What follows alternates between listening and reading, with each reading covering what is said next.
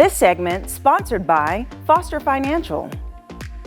Hello and welcome to Money Monday with Foster Financial. Today I'm speaking with Vice President Caleb Doane. Good morning, Caleb. Good morning. Welcome. Thanks very much.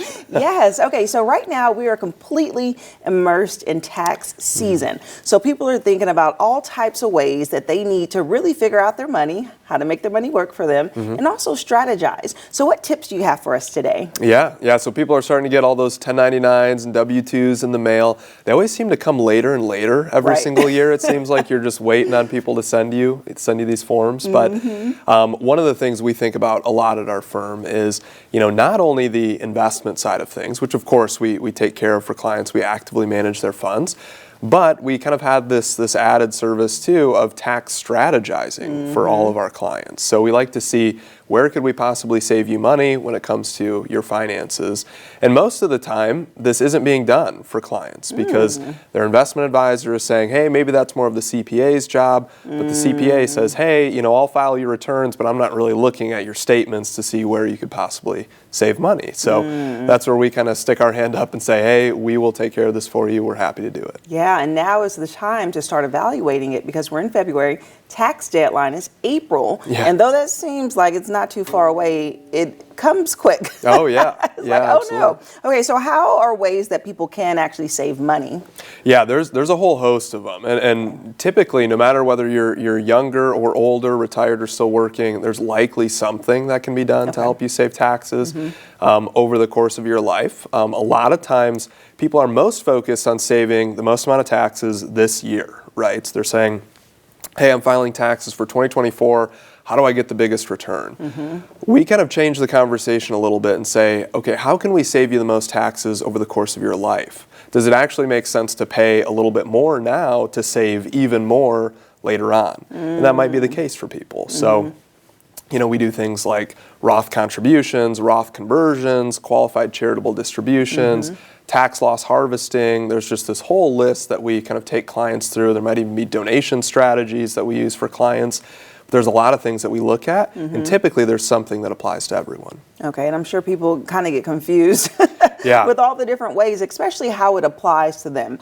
Right. Each thing has a certain age limit, a certain type of account that you can save on. And so how do you kind of navigate your clients through that state of confusion? Oh, yeah. It's easy to kind of get confused or not really know all the strategies that are being used. So first, we take an educational approach to all of this. So we try to educate the clients. We take almost everyone through a financial planning process where we print out, write out a financial plan for them and give it to them.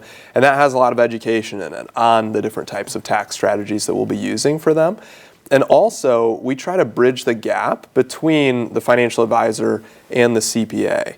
Because most of the time, if a financial advisor does something like a Roth conversion, the CPA might not know that took place. And so the client gets a 1099, and it's not going to say that a Roth conversion happened. So we actually make a tax letter for our clients at the end of the year. We send it to them, and it says all those different strategies that we use. So it'll say... It says the strategies. Yeah, and it'll say, hey, we did a $50,000 Roth conversion. They did $10,000 of qualified charitable distributions. They contributed $7,000 to their Roth IRA. Wow. It lays it out just so the CPA can know how to code things correctly from that 1099. Interesting. Okay, so still, though, people need to be in partnership with their tax, with their wealth management firm and their CPA in order to get that done. So this tax letter is something unique. Do you think that's something that differentiates you all from other wealth management firms? Yeah, certainly. It's a piece that a lot of clients who come to us maybe from other firms say that, hey, this is very helpful. I felt like, I had to play the middleman before between my CPA and my, investment advisor. Now it seems like that kind of gap is bridged a little bit. So we're happy to work with all CPAs, and sometimes CPAs might not even be familiar with the strategies that we use, or maybe they just don't use them very frequently. And so we love chatting with CPAs, telling them why we're doing certain Roth conversions.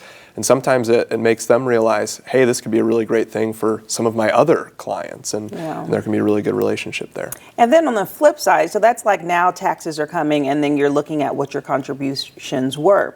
How do people start investing with having their taxes in mind? Right.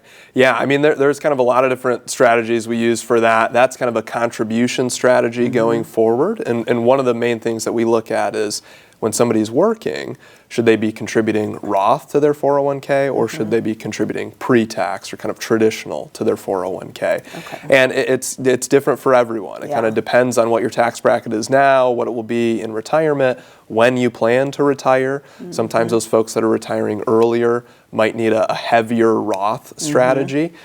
So it ranges, but we certainly take a look at the contributions going forward. That way you can set yourself up for success later on. And you all send this tax letter out in January. Yeah. Right? Yeah. Okay. And people should get all their forms by the end of January, typically, right? You'd hope. I mean, usually W-2s and usually 1099-Rs from your like IRA account come out in January.